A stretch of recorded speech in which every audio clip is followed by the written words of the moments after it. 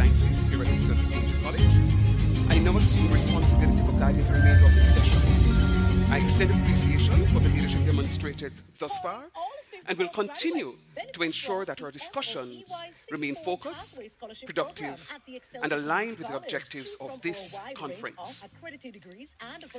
Artificial intelligence, the gateway to AI technology, what educators and leaders need to know. To secure your scholarship today. For more information, call 876-928-5070 The presentation will be presented by Ms. Hannah Guada, and on behalf Excelsior of Community Dr. College, transforming lives, nurturing global citizens. College. Dr. Betty Young is an accomplished higher education leader and innovator who has served as president of Hocking College since 2015. She is recognized for her forward-thinking leadership, commitment to workforce development, and pioneering role in integrating artificial intelligence into higher education. Her presentation will be presented by Ms. Hannah Guada, Vice President of Students Affairs, Hocking College, Ohio. Ladies and gentlemen, please put your hands together in welcoming Ms. Hannah Guada.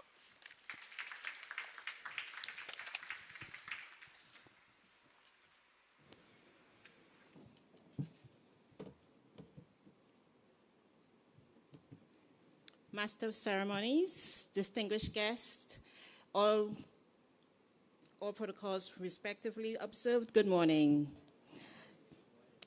It's really a great honor for me to stand here in Dr. Young's stead. She's unable to attend and she sent her apologies for that. She has a family medical emergency that would not allow her to be able to be here today.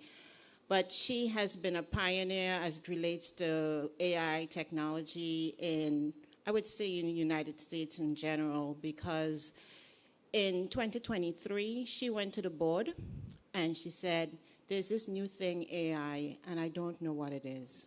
I know enough to know that I don't know, and I need time to explore and know what that is all about. So they gave her 90 days sabbatical to go learn about AI, and that is how she built a relationship with AI Owl, because they became her tutors. And it's really critical that leadership understand that they don't know what they don't know in order to be able to help our students as well as to help our nation, because that is really what education is about. Education is really about ensuring that the workforce that we need to move the work, to move the people in the nation, we have that. So it's really about, when you think about it, it's really about our GDP. Education is really about providing the workforce for the economy to move. But it is a pleasure for me to be here in Jamaica. If you ask some people, I'm an honorary Jamaican. I am originally from the island of Trinidad and Tobago, so I'm not new to the Caribbean. But Jamaica is known for its vibrant culture, its music, and global influence.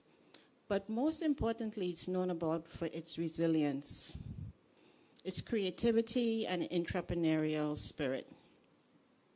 And that spirit is exactly why this conversation about artificial intelligence matters here.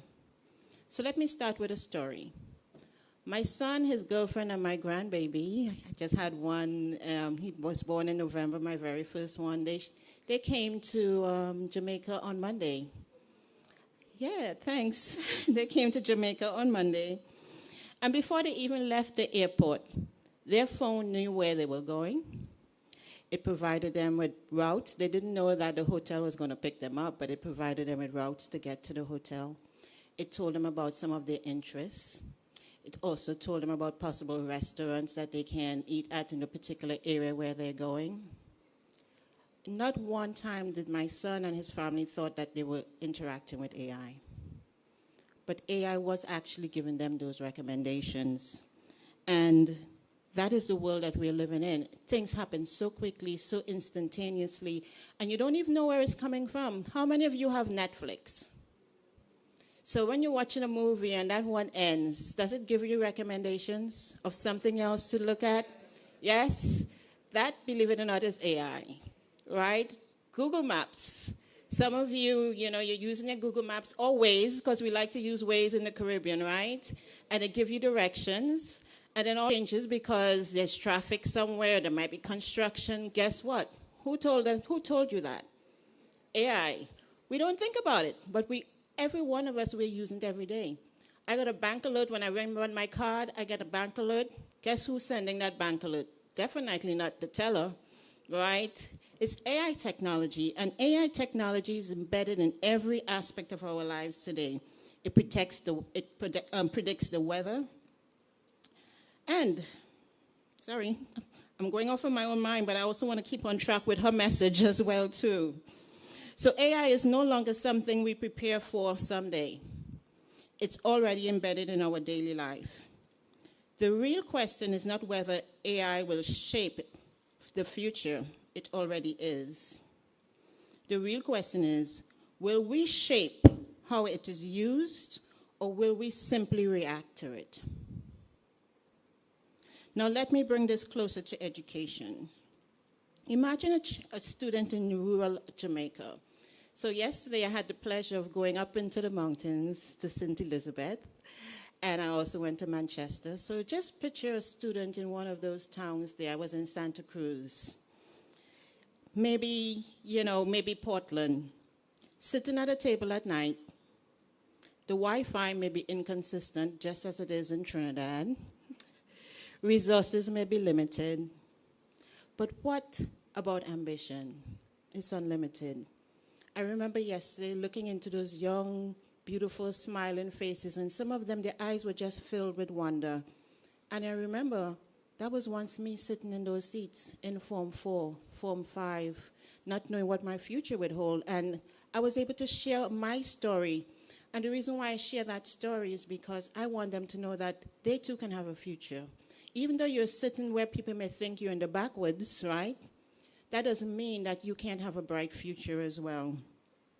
Now imagine that student opening a laptop and connecting instantly to an AI tutor, a career coach, a business mentor, because we're not short of entrepreneurial spirit here, are we? We know how to hustle to get that money going, but how about if you can actually use AI to help you develop a business plan on how to get your grassroots business moving forward? Or even simulation platform, preparing them for a global workforce. That today is not science fiction anymore. It's happening right now. And coming from Appalachia in rural Ohio, because that is where Nelsonville is and Hocking College is, I can tell you we're having the same story. Definitely a different geography, but it's the same challenge. However, we also have the same opportunity. That is why this conversation matters.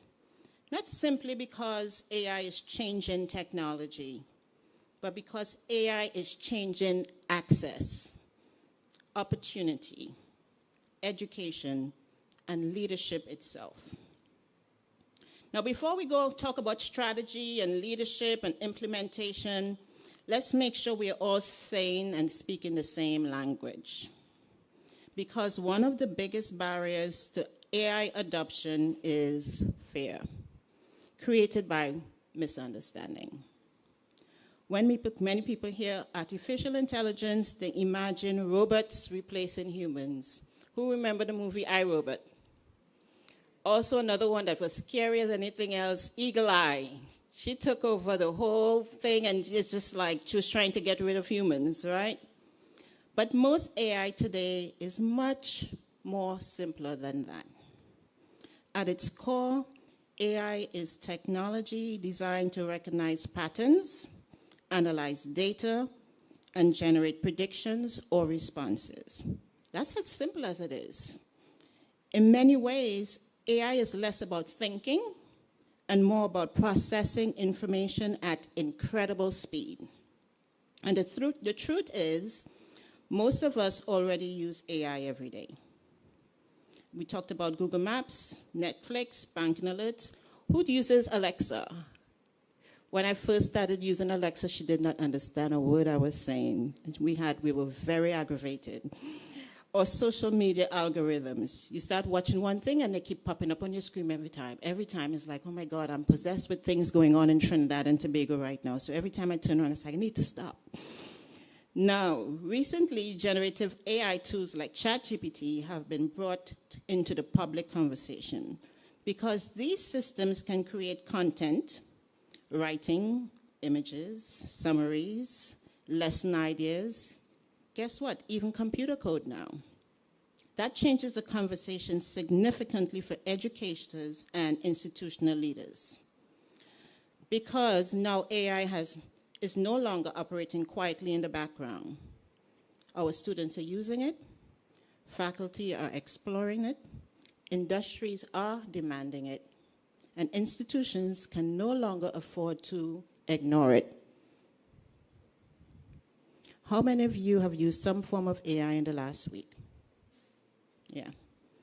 Now keep your hand up if you use it intentionally, right? That difference matters because many institutions are already using it unintentionally, without a strategy, without governance, and without preparation. That is where leadership becomes essential. We are living through one of the fastest transformations in the history of education, I think in the world, I would say. And unlike previous technological shifts, AI is moving at extraordinary speed. Traditionally, education, in particular higher education, has been careful, we've been deliberate, we're committee-driven, and slow to change. But AI does not wait for quarterly reports. It does not pause for strategic planning cycles. The workforce is changing now. Industries are changing now. Student expectations are also changing now. And this creates an important leadership challenge. And even if you're a teacher in this room, guess what? You are a leader because you lead that classroom. You have the power to influence your students in your classrooms. Because AI is not an IT issue. It is a strategic issue. It affects curriculum, workforce readiness, student support, operations, ethics, and institutional competitiveness. Recently, a faculty member sent Dr. Young an email because, you know, not everyone is on board, right, with AI. When you bring a new technology, not everybody adopts it readily. If AI can write essays, what are we supposed to do, was the question. And her response was, maybe the better question is, what should students be learning that AI cannot do? That question changes everything. Because in an AI era, information alone is not enough. The value now shifts towards critical thinking, judgment, adaptability, problem solving, and creativity. For instance, yesterday when I was at one of the schools in Santa Cruz, I shared with the students that if the world is changing quickly, employers want you to be able to adapt and be flexible quickly as well. No longer can you sit and try to figure out, you know, what's next. You have to be able to be adaptable. They want you to move quickly. And that is some of the things that we're seeing. They expect you to work in what? Teams, collaboration. Because even in America now, if you're looking for a grant to do some sort of outcome, they want to see where you're collaborating with other companies, other nonprofit organizations, because funds are limited.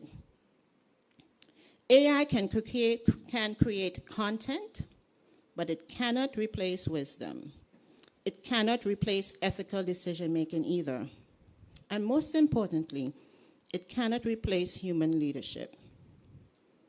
So at Hocking, we've had to rethink how we prepare students for a rapidly evolving workforce. Not simply teaching students what to know, but teaching them how to adapt continuously. Because many of today's students will work in jobs that do not even exist yet.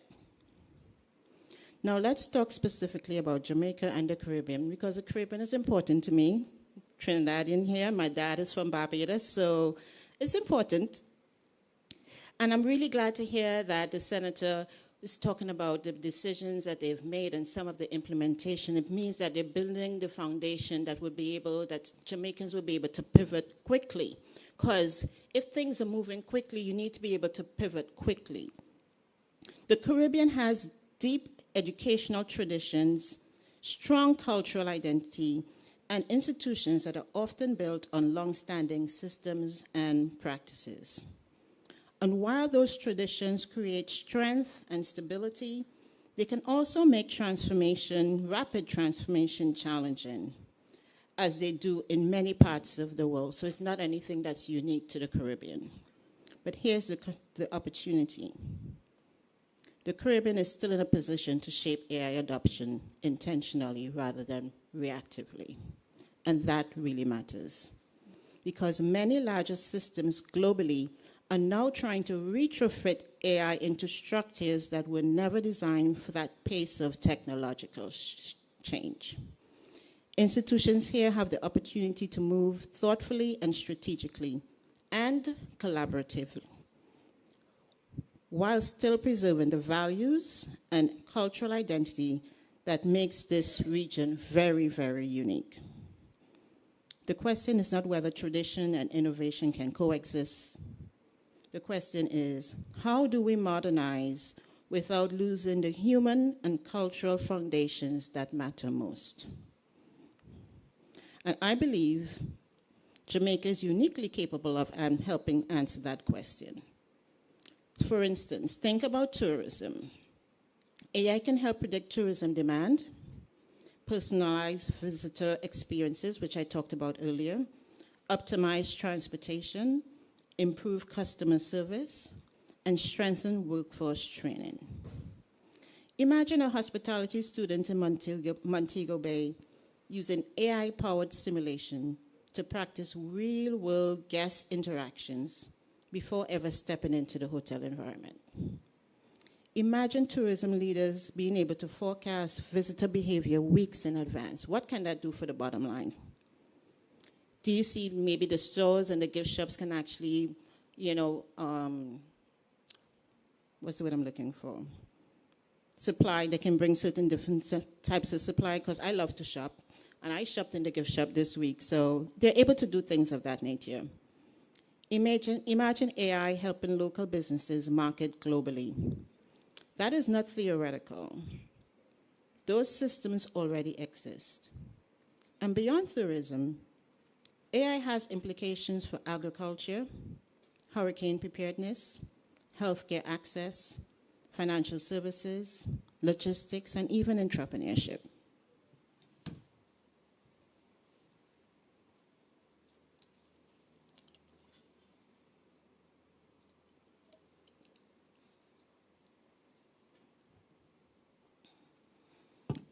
The Inter-American Development Bank has warned that automation will reshape many jobs across the Caribbean.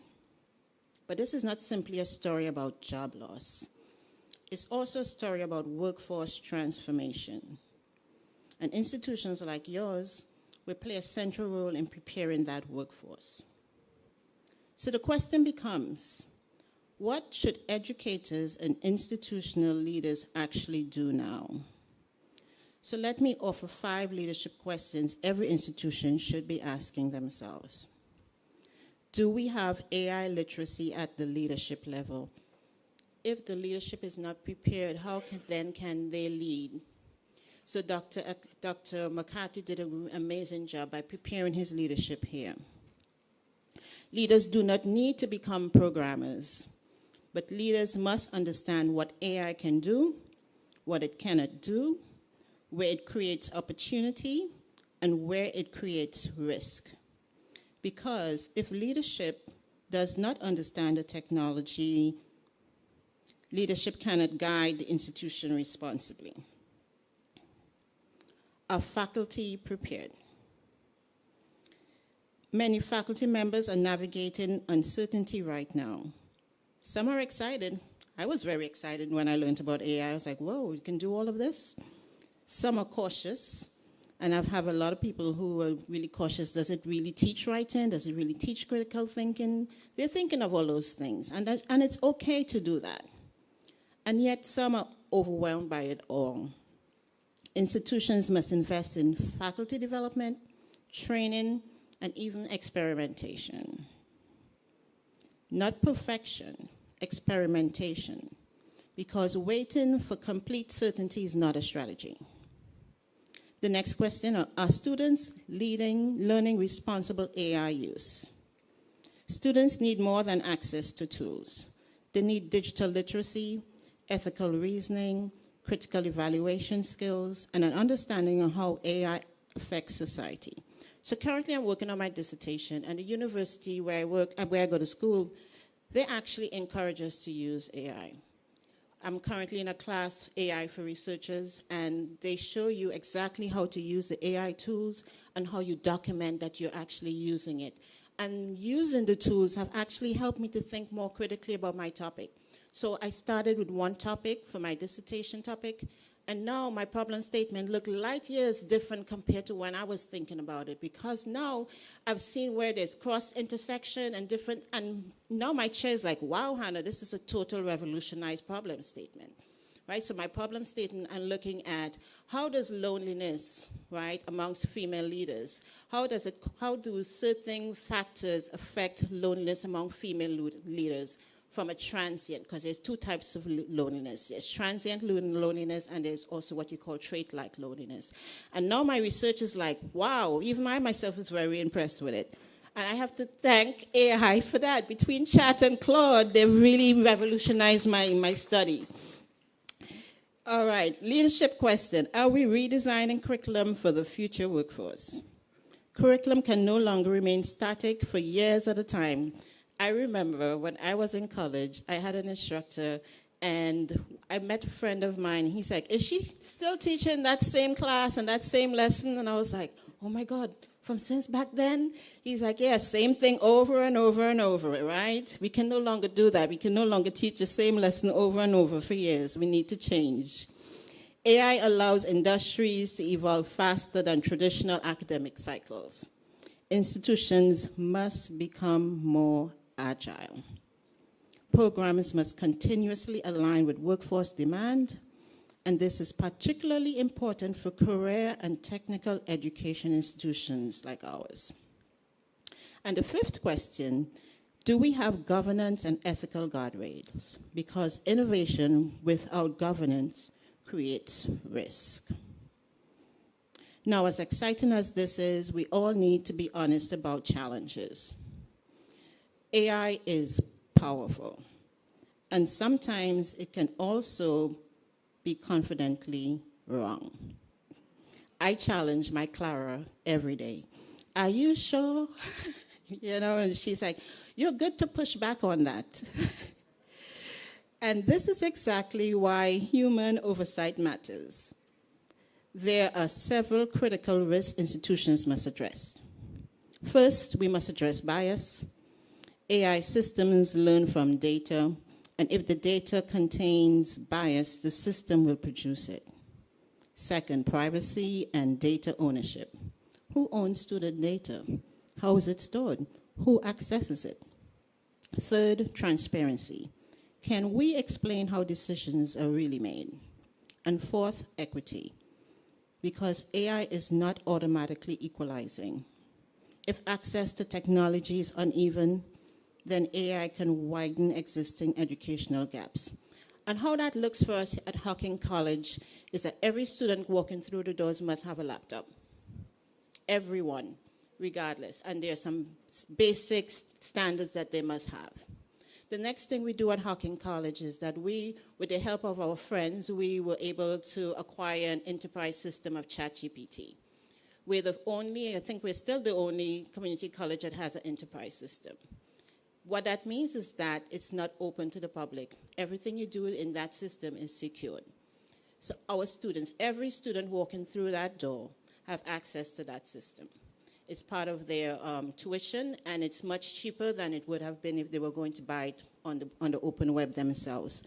The staff and faculty have also done that as well, too. We also have access to that as well.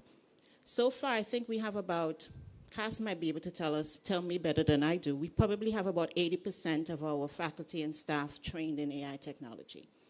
I use it every day for, I think, about 70% of my work. Not necessarily to produce the actual work, but it creates the foundation for me to begin to think, review, ask questions, then do more research to make sure that what I am presenting and it's accurate because we are responsible for the output, not the AI, we are, right? So that is one of the ways that we're equalizing AI technology at our college. If access to technology is uneven, then AI can widen existing educational gaps, especially in rural communities, especially underserved communities. That means institutions must intentionally design for inclusion. We cannot automate inequity. Leadership today requires balancing innovation with responsibility, and institutions that do this well will build trust. Now, despite everything we've discussed today, I believe the most valuable skills of the future will remain deeply human. Let me ask you something. Turn to the person next to you and answer this question. What skill do you believe will matter most in the next 10 years?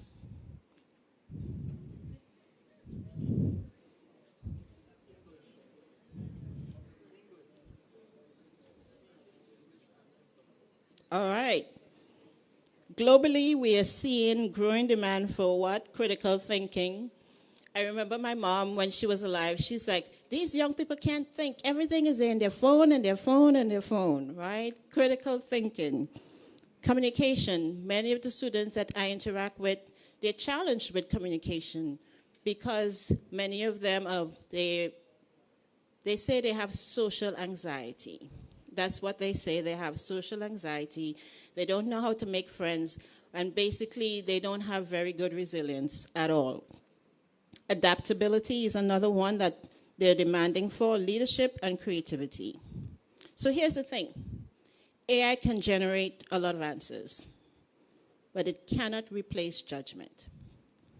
And in a world increasingly filled with AI-generated information, because you're going to have information back and forth, based on the prompt that you put in is the response you're going to get. And you can get different answers based on the prompt that you put in, based on the very same item, right? And in a world increasingly filled with AI-generated information, the ability to ask the right questions may become more valuable than ever. So let me bring you back to where we started. That student in rural Jamaica. That student in Appalachian, Ohio. They're not waiting for us to figure it out. They are already living in the future. And this moment, right now, is not simply a technology test. It's a leadership test. A test of whether institutions are willing to evolve, adapt, and prepare students for a changing world. At Hocking College, we believe leadership should be grounded in common sense, courage, and clarity. Leadership that says we will not wait, we will not fear change, and we will prepare our students for what comes next. So, artificial intelligence is not just changing the future.